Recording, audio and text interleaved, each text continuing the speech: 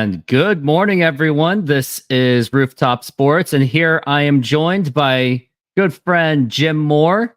In case you haven't heard of him, I'm pretty sure most of Seattle community should know him by now. But yeah, Jim Moore, formerly of Seattle Sports Radio, and now it's 93.3 KJR. And Jim, how are you doing today, sir? I'm doing great, Joe. Thanks for having me. I appreciate it. Yeah, absolutely. And before we even get started about the Mariners, because that's what we're going to talk about, and and the show is going to be about the good, the bad, and of course, Mariners ownership updates and what they said about what they're going to approach. But before we do, just 24 hours ago or within, we have lost two of our sports friends within the sporting community. First one was Dikembe Mutombo, Mr. African Humanitarian and Mount Mutombo. Mm-hmm. And yeah, he unfortunately passed away due to brain cancer after years of fighting a brain tumor in Atlanta in the last 2 years.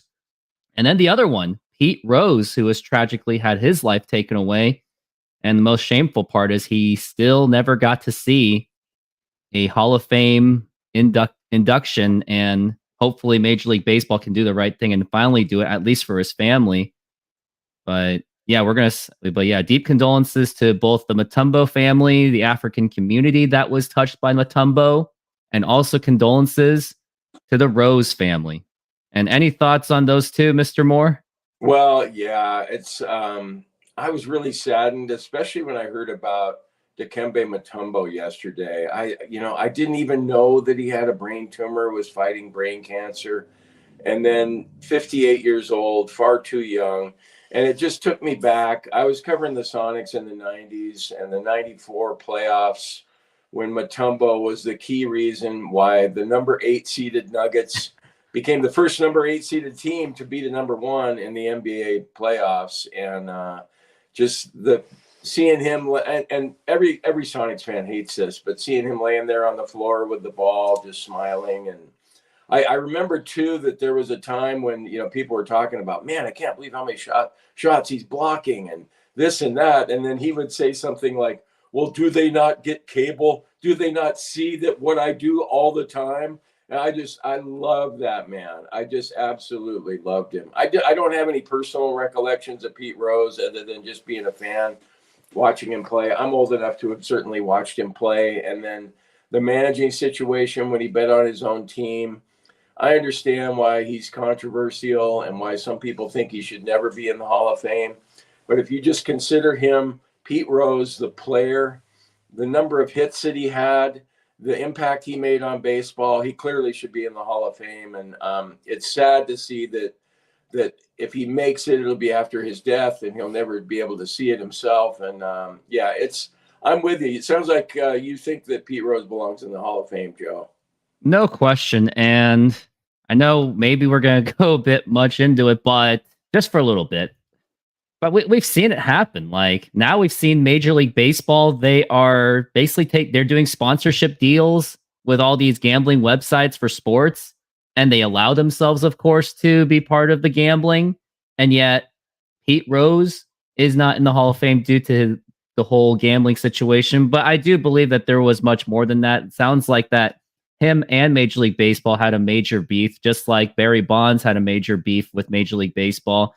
So I think those are two of the more reasons. I think it was more political reasons and relationship beef than the issues itself, like steroids and gambling. But either way, I really hope that Pete Rose finally gets what he actually deserves, is that Hall of Fame. Because if many people watched him back then, I watched his highlights. The man was a grinder. Like he started his baseball life with pretty much nothing. Like he was a short guy. No one really thought he was going to do anything. And look what he did. He helped the Reds win a championship in 1976 and 1975 and 1976. And also even the Phillies in 1980 when what was it? Was it not? It wasn't Ray Boone. Oh, Bob Boone. He nearly dropped a foul ball and Pete Rose caught it with his bare hands. Yeah, it's Pete Rose's career. He was one of those kind of players too that at the end of every game, his uniform was dirty. He was doing something on the base paths to create havoc out there. And he was really fun to watch. You bring up the gambling part. I love to gamble on sports, but I'm not on any teams or anything. And I can see, like, he bet on his own team. Okay, that's better than, like doing Betting the against. point shaving thing and betting against the Reds when he was the manager. I get all of that.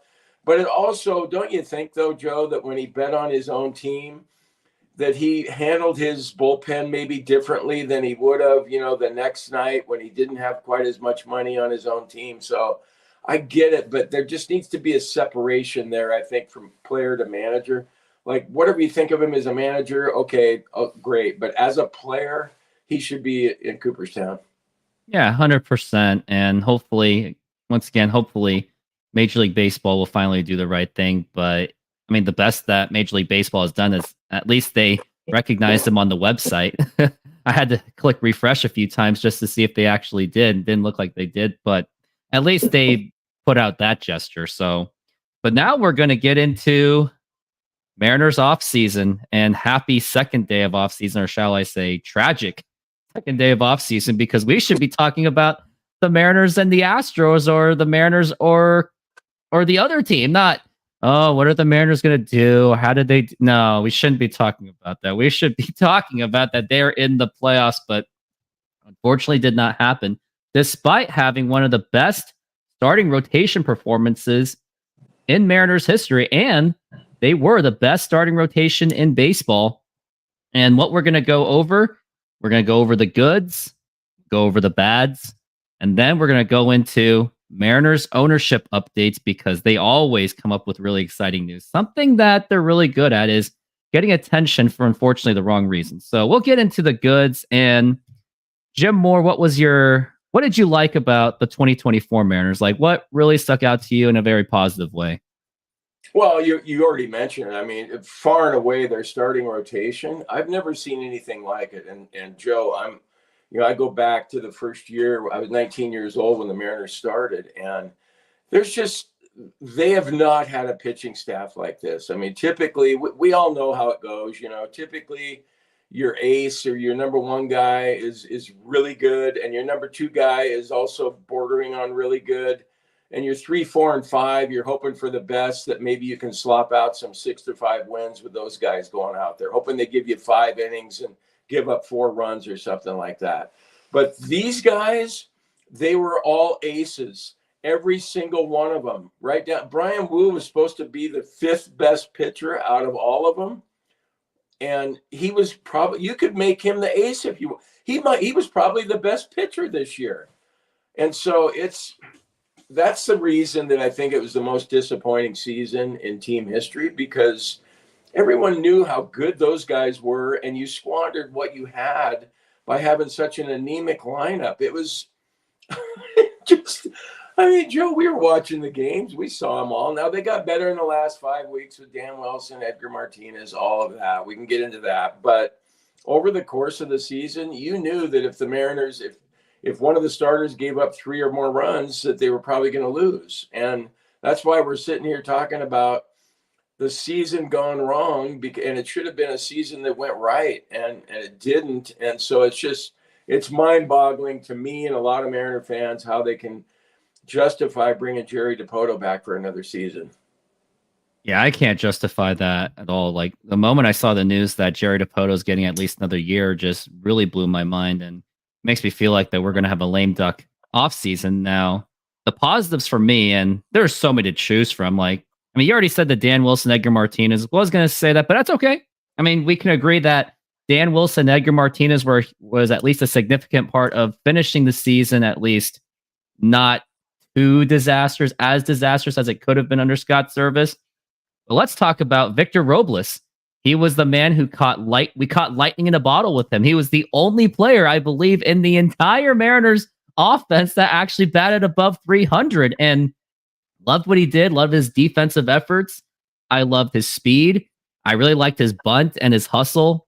I think he was that spark plug that the Mariners absolutely needed, and could be a great leadoff hitter for the future of the Mariners. And they did give him that contract extension, a really early one, which I thought was premature at the time, but it looks like that actually it's going to be a bargain going forward, as long as he holds up the performance. Hopefully he didn't just perform to his contract level, but at least after he got that extension, he still played very, very well. I love the bunts.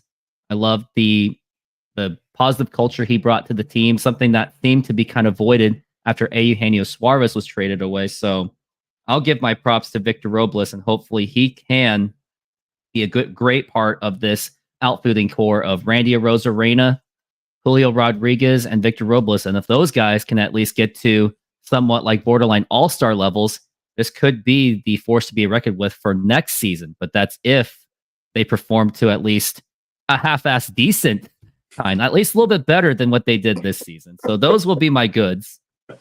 No, you're right about Robles. Yeah, they did. I mean, can you imagine being a Nationals fan and watching this guy doing what he's doing in Seattle? I'm sitting there going, God, this guy was trash for us. And there's a reason why he was DFA'd.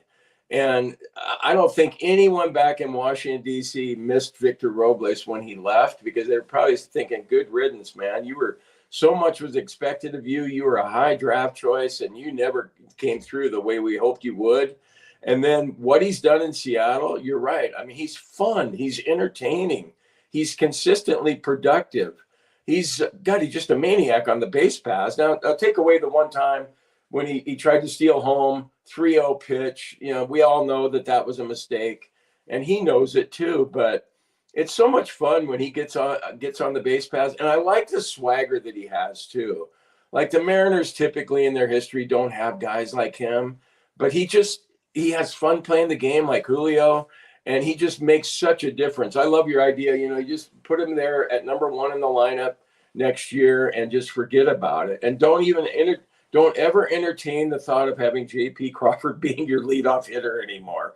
Well, how that happened where he ended up being the leadoff guy when he came back from injury when Robles was doing so well was, anybody's guess. But no, you're right. I mean, one of the positive that was, well, let's see, there's probably some other ones that I'm missing, but as far as position players and what's going on in the lineup this year, he was such a surprise and one of the goods for sure.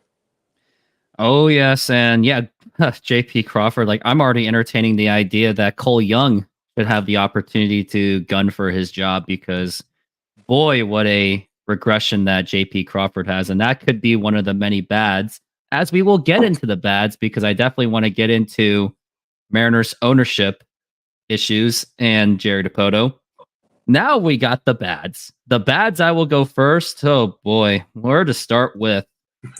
I would say, and I'm just gonna say one, but I would say Mariners offense, but literally everyone knows that, and at least Dan Wilson, Edgar Martinez kind of offset that.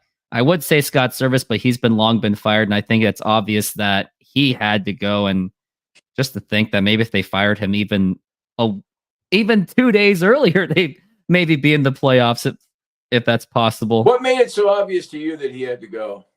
I actually felt after 2018 he should have been gone, because he actually had a decent core. He had Cano, he had Seager, he had a half-assed Felix Hernandez, at least, unfortunately. Had some good starters. Hey, Joe, let me interrupt you. I like your use of half-assed, man, because that pertains to the Mariners most every season. Really does. But what else? We had Nelson Cruz. We had Edwin Diaz, and they couldn't even crack 90 wins. So that's why I was done with him. I was like, get a new manager to really get their young players going. And even after 2022, at least, when the whole Robbie Ray versus Yordan Alvarez, I thought that was a fireable offense. And of course, everyone thought I was a bit extreme. There's like, oh, but it was just one mistake. He won't do it. No, he already did it. He made those mistakes. I was done with him. And look what happened. Even Dan Wilson, with no managerial experience, as if Scott Service didn't have any when he hired him, he actually held it pretty well. Like, I liked how he kind of had a little bit of a Lou Piniella in him, but now I'm getting too far into the goods a little bit. Now, wait a minute. Dan Wilson had a little Lou Piniella in him? I thought so. How? Where? I thought like at least he would be a little bit more inspiring to the players than Scott Service. Like you couldn't be any less inspiring. Look like an inspiring guy to you, Joe? Like at least a little bit more energy. Up before your podcast?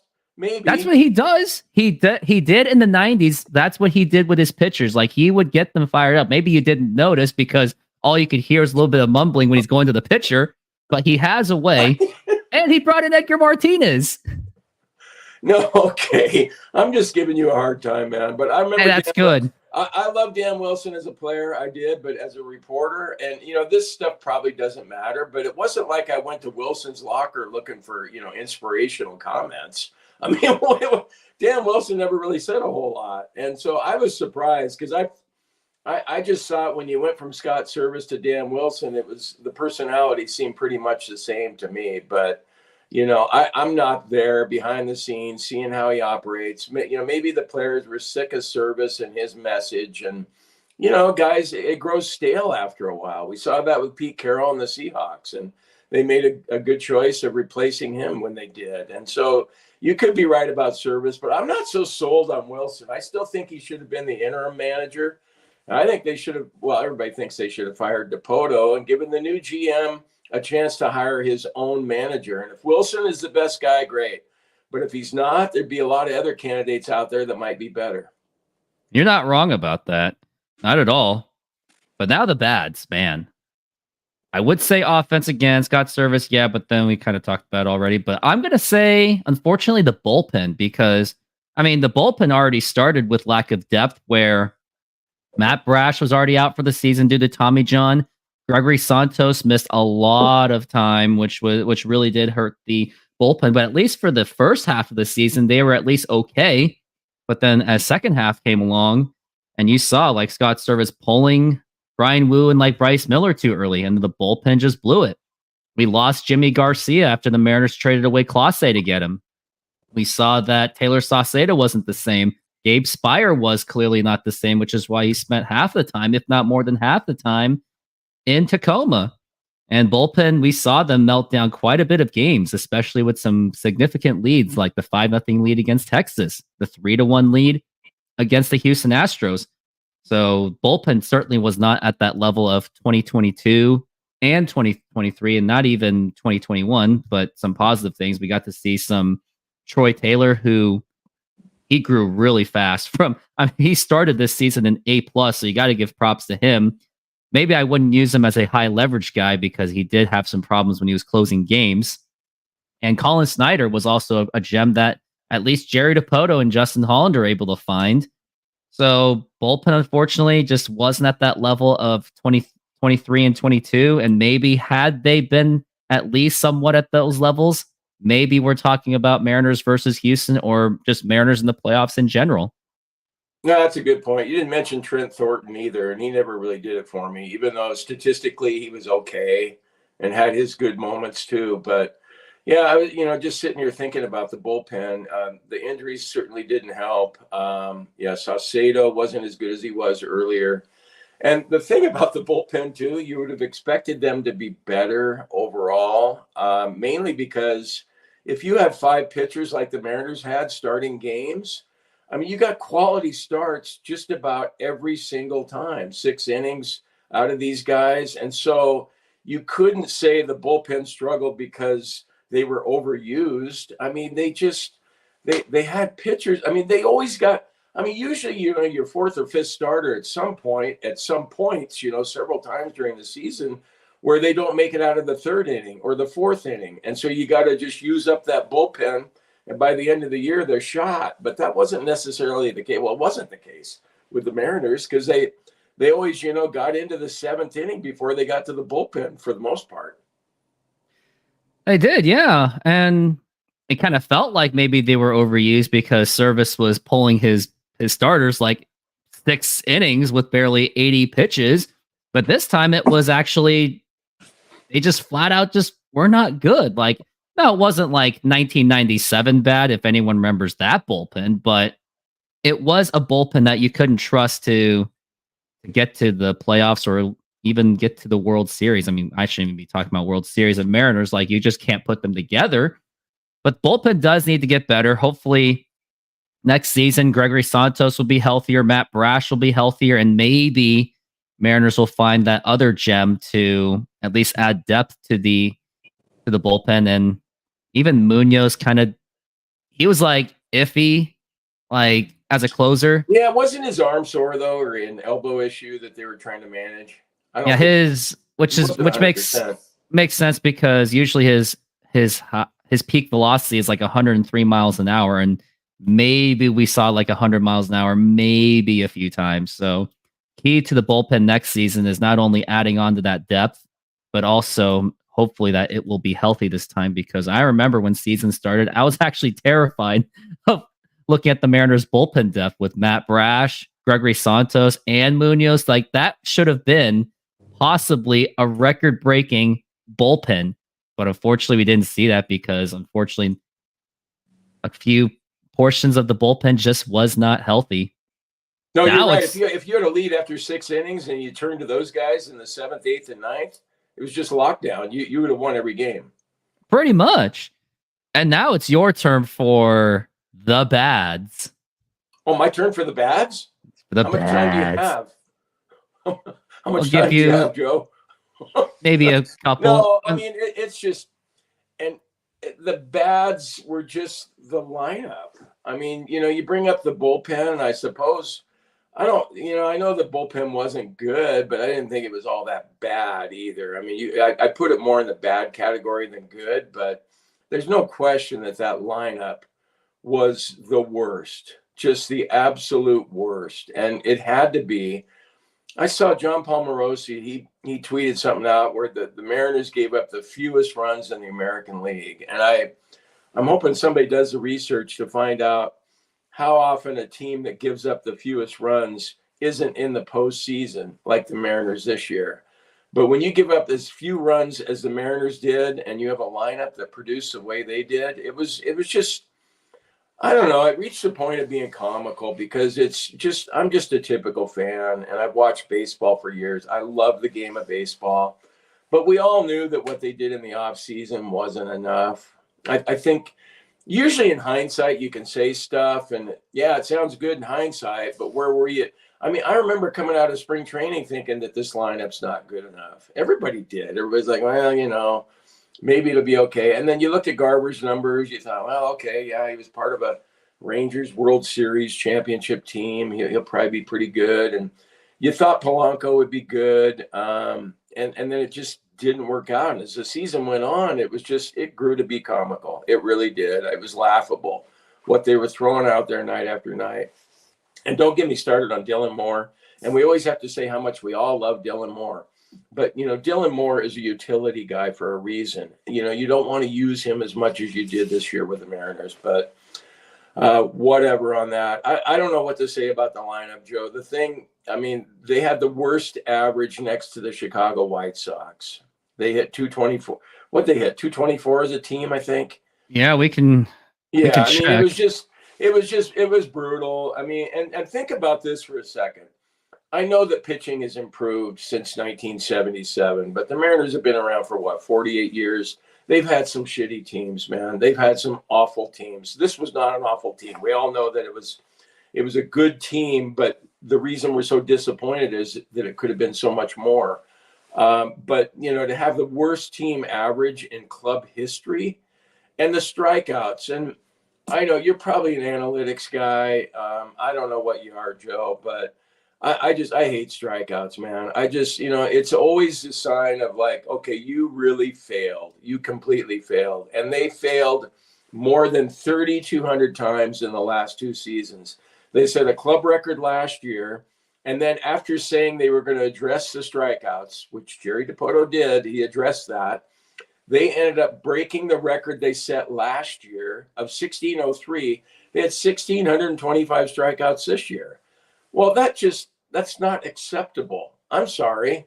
I just, that's 10 strikeouts a game. And I know it got better in the last 5 weeks of the season, but in any line of work, whether it's sales, whatever you do for a living, if you had the last 9 years like Jerry Dipoto had and had one successful year and you somehow still managed to keep your job, that doesn't happen in the real world. It just doesn't happen. And so I just don't get it. I mean, that to me is the, after the lineup, I mean, the number one bad thing for me is keeping Jerry Dipoto. I can't imagine that, like, let's say they decide to spend money in free agency this year, which is also laughable to think that they will. But if they did, who among those free agents is going to want to come to Seattle? You already look at Seattle and you go, yeah, God, they don't really have it. And they've never been to a World Series. The travel is a nightmare from Seattle. Why would I want to go there? The ballpark, everyone struggles hitting there. I mean, look at Teo, what he did with the Dodgers this year. And, you look at his numbers with Seattle and you're going, well, God, I would take those again.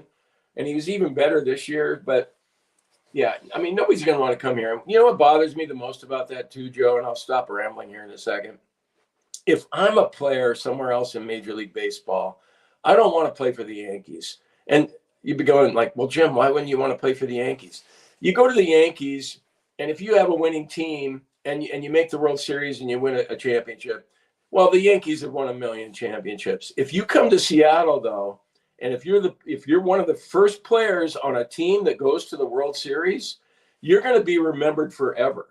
You're going to be a legend. Like, hey, you remember in 2025 when the Mariners made it to the World Series and they beat the Dodgers?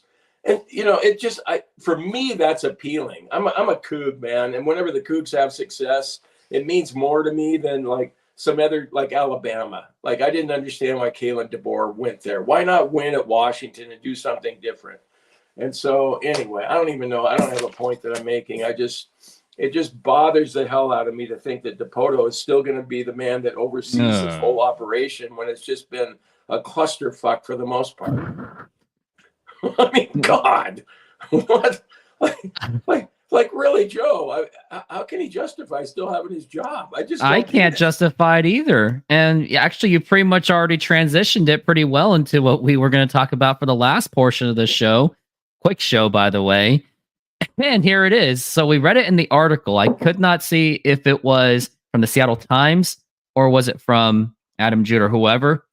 But it was a screenshot by the Marine Layer podcast, and shout out to them. It was read, what is clear?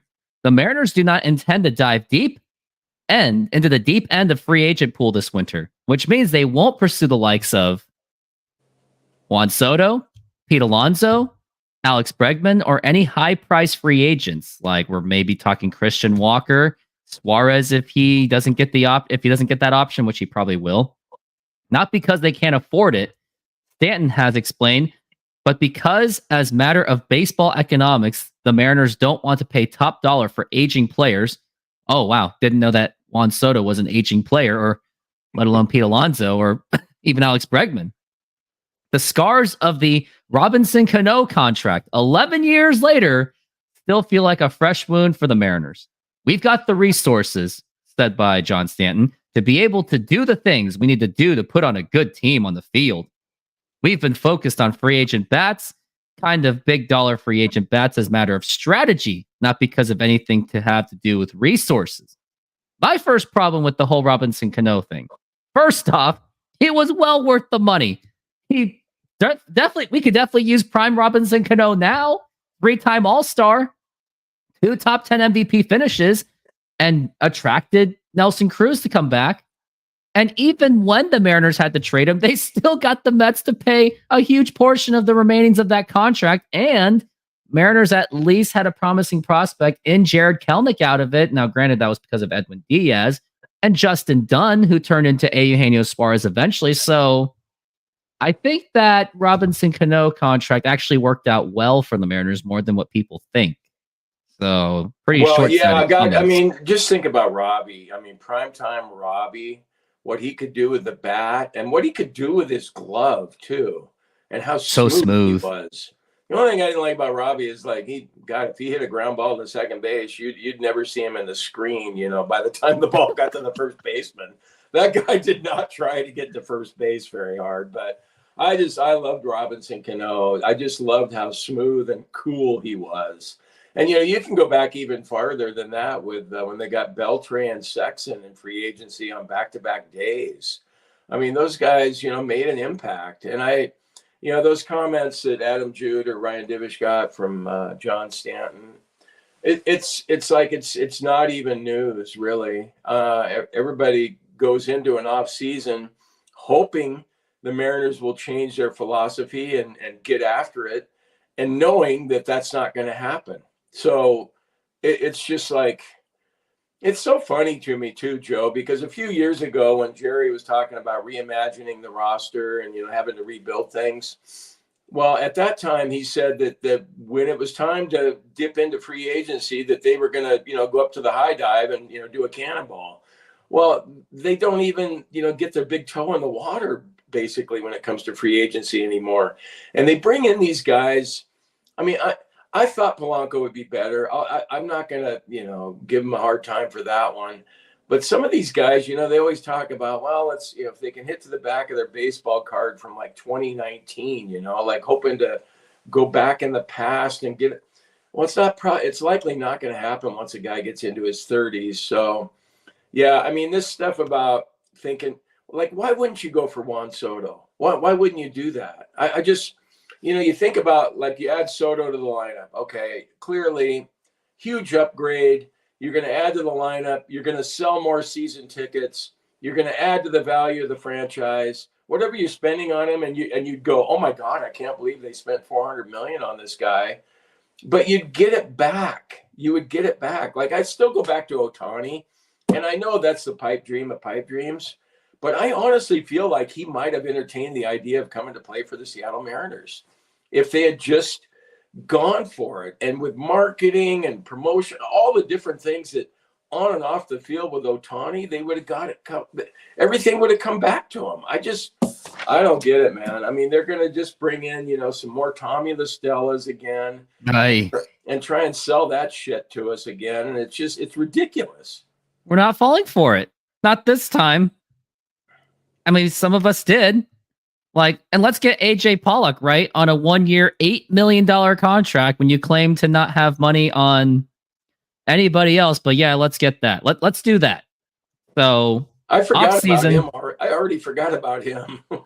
I unfortunately remember a lot of things, but it's safe to say that Mariners off season certainly won't be fun. But hey, at least they'll keep my YouTube channel busy so I can complain about them all the time. So I'll take it in some way, because this Mariners channel is supposed to be here for the fans, win or lose, or good ownership or bad ownership, not just because they're winning, because then that would just create a whole another mess for my channel.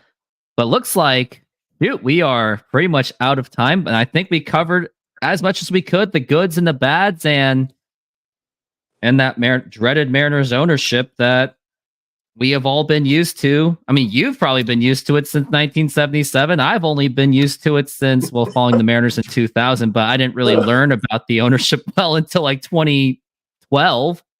So, well, it's kind of funny. Sometimes I feel bad, Joe, because, it seems like my glass is always half empty, and, that I'm skeptical and jaded and all those kind of words. But I don't know how you can't be that way when it comes to the Mariners, because they just seem to blow it every year. And it's just, and the Jerry thing, he just seems like a guy that he's really good at manufacturing words to make it look like things are going to be better. And, there's all these different cases. I mean, the stuff about JP saying, we're going to get a better version of JP next year. I'm going, well, what makes you think that? What did you see this year that makes you think that JP Crawford at the age of 30 is going to have some sort of a career resurgence, And I get tired of them basing things on hope instead of,